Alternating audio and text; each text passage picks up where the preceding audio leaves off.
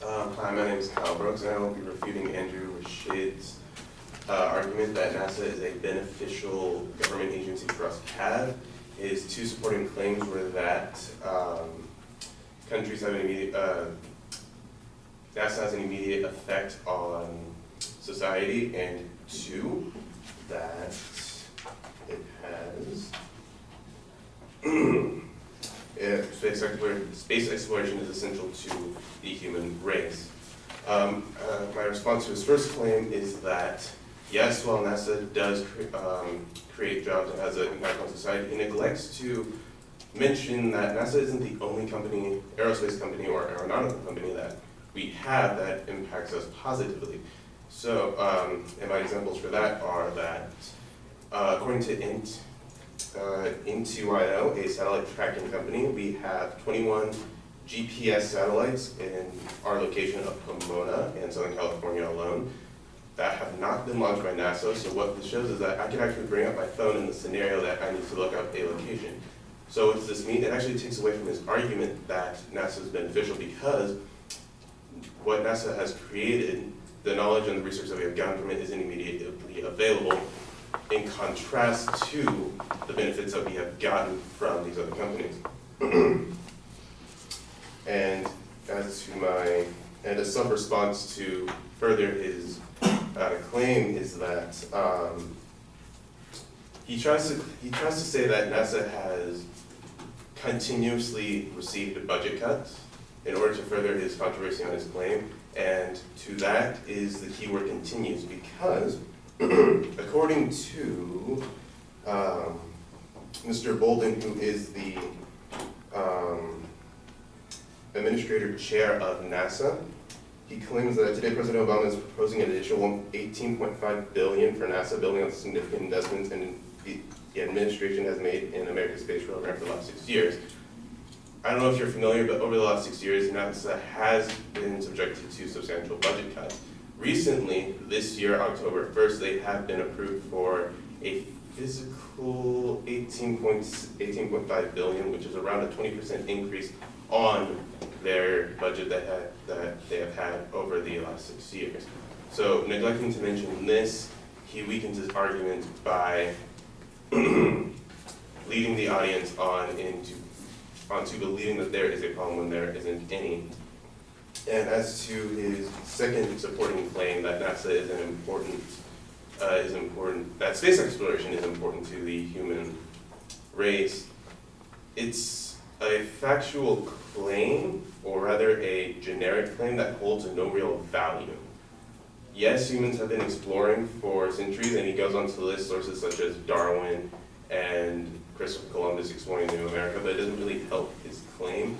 He doesn't say how NASA actually helps us or anything else, and then he proceeds to provide evidence for the discoveries that NASA has made, such as HE3. Now, going into the HE3, I discovered that it's a helium isotope, which is projected to have uses in fusion, and then actually going into what our fusion technology is, we actually don't have any. And learning it, according to Forbes, that we've recently made a breakthrough in the theory of fusion, except everything is purely theoretical, nothing has actually been made. So what NASA has actually discovered in the HE3 is something that we cannot actually use. So the exploration that they have done is essentially useless for the general public. So, and on that note, for my conclusion, is that I myself am an aerospace engineering student, and I am in full support of NASA, but with the evidence that Andrew Rashid has given me, he has failed to convince me that NASA is a beneficial government agency for us to have. Thank you.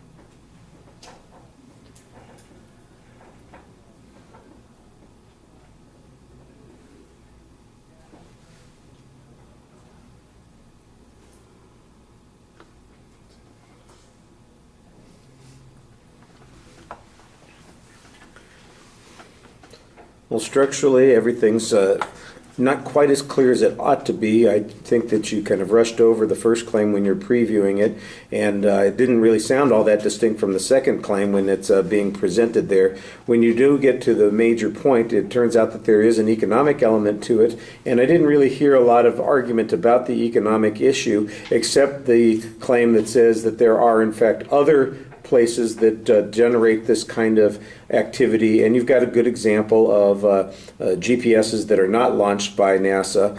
I do think we ought to get a source citation on that, and it's not really very clear how this has got an economic benefit, but the notion that there is a lot of aerospace research being done and outer space research being done that is not through NASA seems to suggest that it's not as critical that NASA gets as much money as they did once upon a time when they were the only folks doing that. And I think there are probably some other examples and proof that you could use to support that point. You make a reasonable claim on it. I just think it could be a stronger claim.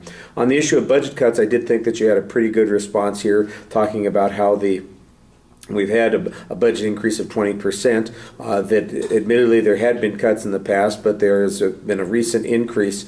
One of the things that we would expect to know as a result of this is what anticipated benefits there were going to be from that extra 20%. I think you could challenge and argue that that the advocate failed to tell us what those benefits are going to be, except that it's money spent, and there's just an assumption that money spent means something, and I'm not sure that that's the case.